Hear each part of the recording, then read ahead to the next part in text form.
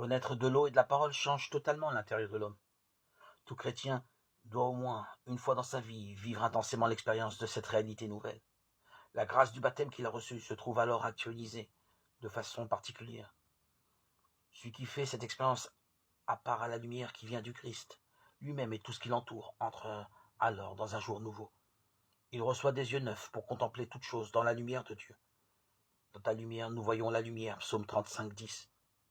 La création, les hommes avec qui il entre en contact tout vivant, il les voit présents d'un regard surnaturel. Tout est situé dans le plan de salut que Dieu voudrait tant mettre en œuvre.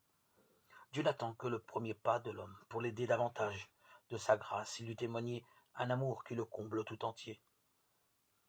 Cette nouvelle naissance nous fait naître de la parole. Saint Pierre le déclare avec beaucoup de conviction. Vous êtes renés, non d'une semence périssable, mais d'une semence impérissable. La parole de Dieu, vivante et qui demeure éternellement. 1 Pierre 1, 23.